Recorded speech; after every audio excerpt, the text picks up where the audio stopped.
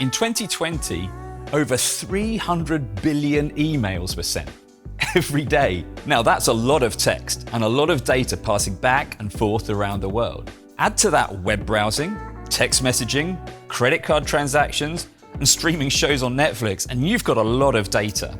So what are the regulations that make it possible for this data to weave its way through the ether, the wires, and the waves to smartphones, laptops, and networks across countries around the world? Well, tech policy determines every aspect of that journey. And because it's part of tech policy, people are deciding what that journey looks like and what the checkpoints are along the way. So, what does that mean for Christian organizations? Well, we interviewed experts who gave us their insider perspectives on what we need to be aware of and what to watch out for in this realm of tech policy.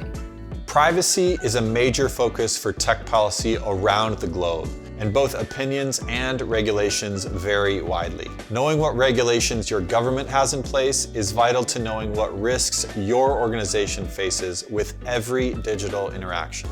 Another issue you should be addressing is data ownership. Who should own the data you create? Should it be you or the website you're scrolling through? Maybe sometimes it should be one and sometimes the other. Your organization needs to know what data it's collecting and know how to care for the people that data represents. Finally, censorship is another key issue. At one extreme, most people agree that censoring graphic images is good in many cases. And the other extreme, most people disapprove of silencing government dissent. While these extreme cases may seem clear-cut, there's a lot of middle ground where right and wrong aren't so straightforward. Your organization should know which battles it's willing to fight.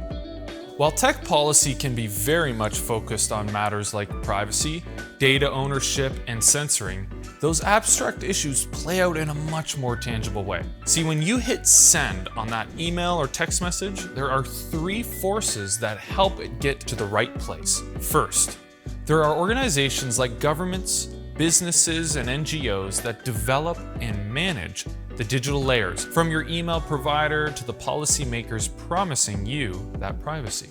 Second, those layers include the infrastructure, the coding, and the content.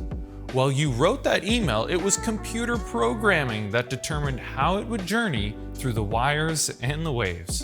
And third is exchanging data, communicating, distributing, and transacting among various people and groups.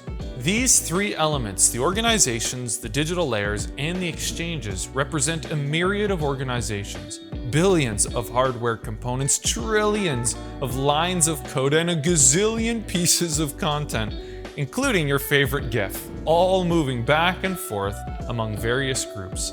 And tech policies coordinate and regulate all of it. For your organization, getting started with tech policy can start with what your organization's policies are. What are your policies on privacy, data ownership, or censorship?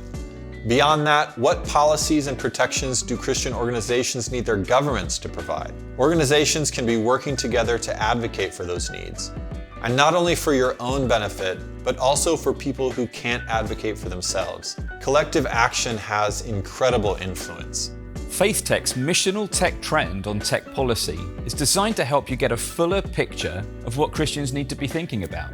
We also provide key biblical analysis to help you think about a Christian posture toward tech policy. Why not dive in and begin examining where your organization can become more intentional about tech policy?